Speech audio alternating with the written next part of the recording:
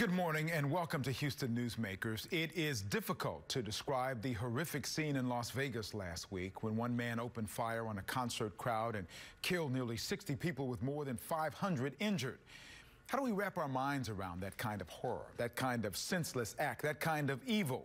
It's not the first time we've had to do it. From Columbine to Sandy Hook to Orlando's Pulse nightclub and now Las Vegas, there have been political solutions suggested after each incident, but after 20 children were killed at Sandy Hook Elementary and no laws were changed as a result, the political route to any kind of change seems remote. After each incident, we hear the same phrase: our thoughts and prayers are with the victims and their families. Really?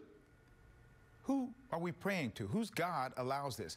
How solid can faith be after something like this? Those are questions asked by many.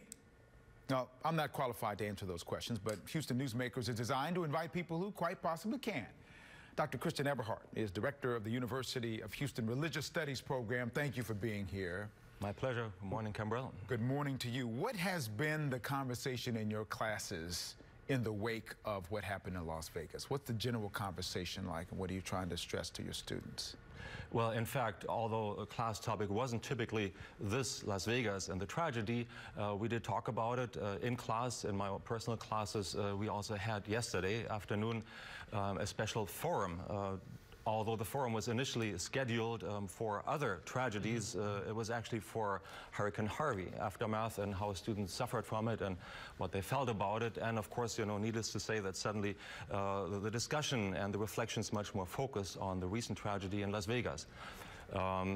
And I can only say that there is a big silence, there is anger, there is just an inability to comprehend or understand what is going on.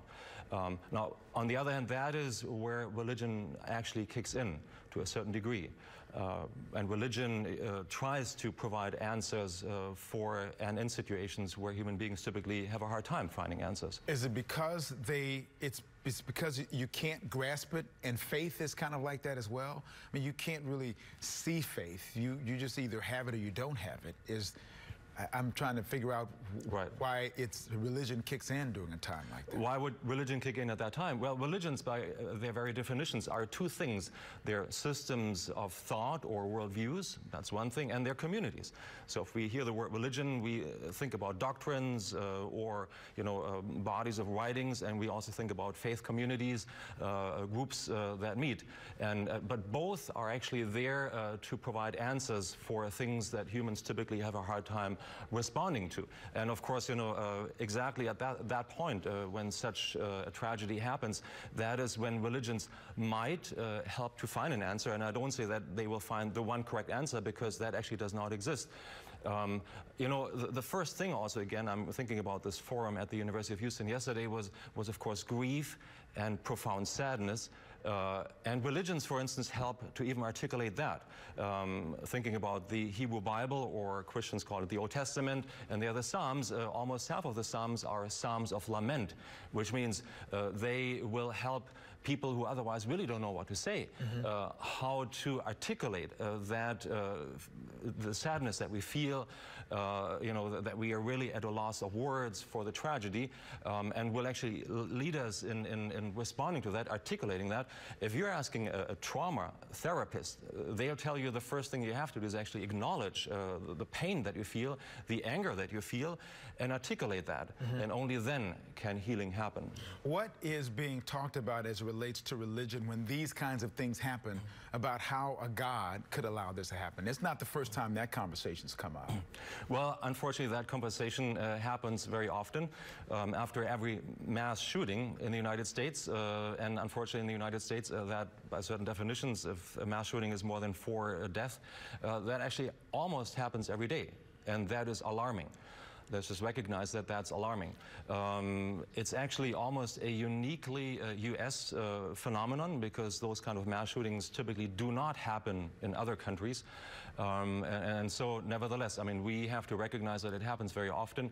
What do we do with that? Well, I mean, there's different responses. One is, of course, to come together again as a community, to express solidarity, to grieve together, to try to overcome this together. Do people have the question about how this continues to happen, though? If God is a loving God, how this sort of thing happens?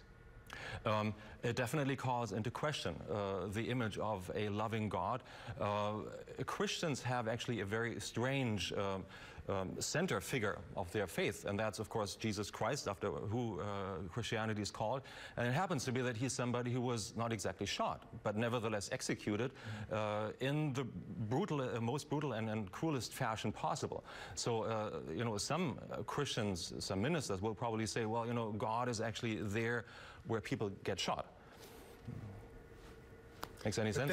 It does, but it doesn't provide solace. It doesn't provide comfort for those who are seeking it. I wouldn't think. I mean, right. we've seen the questions about that. Going forward there, do you notice a difference in the way different religions deal with this sort of thing? You talked about Christianity. Do different religions deal with it differently? They're all talking about God, typically, but how do different religions deal with this sort of thing? Religions could, in fact, respond differently, and I should say that I'm directing a program that actually represents all religions and their instructors of all different religions teaching their respective religions. So we have people teaching, Hindus teaching Hinduism, Buddhists teaching Buddhism, a Jewish rabbi teaching Judaism, for instance. Yes, I mean, from conversations with them, I know that the responses are different, and some might, in fact, say that typically bad things happen to bad people. That is, you know, if you're disobedient to God, that's exactly when tragedy kicks in. And of course, if you're really obedient to God, that's when you keep the bad karma away. That's when you'll reap in all the blessings. But of course, it's exactly in situations like these, by the way, as in the aftermath of Harvey, that these kind of, I would say, a bit more simplistic solutions actually start to fail. That we realize, you know, that can't possibly be it. No, I mean, all the people who got flooded, you know, were they really just all the bad guys? And, you know, I didn't get flooded, at least not my home. And, you know, am I therefore the good guy? I would therefore say, you know, we have to think a bit stronger. And it's typically also at these kind of, after these kind of events, that people start to reflect a bit more deeply and say, well, actually, there has to be a bit more that we need to come up with, and we have to refine our thinking. What's the kind of person who's in your class? What is a student there? Somebody who is planning to be a member of a clergy, for example? Or are they typically just somebody who wants to learn more about religions and the various variations in them? It's more the second group that you describe. I have a few candidates who actually really go for ordained ministry. They want to become pastors or priests or preachers afterwards. But that's a minority at the University of Houston, the religious studies program. I typically just have people from all walks of life, students studying in very different disciplines, and they just want to become competent when it comes to understanding people and the decisions they make and what they feel. Well, we're going to talk more about this. It's a very deep topic. We've talked about this before on the phone, and we've talked for a long time. Yes, we're going to have a Newsmakers Extra, and I want you to tune in for that. Go to click2houston.com, go to the Newsmakers banner, click on the hyperlink within the article about this week's program, and you'll be able to find out the information that you'll need to know. It's on the Newsmakers banner. We're going to be talking with Professor Eberhardt. He's the rector of the University of Houston Religious Studies, and this is going to be our Newsmakers Extra. Dr. Eberhardt, thank you so much. Thank you. Appreciate it.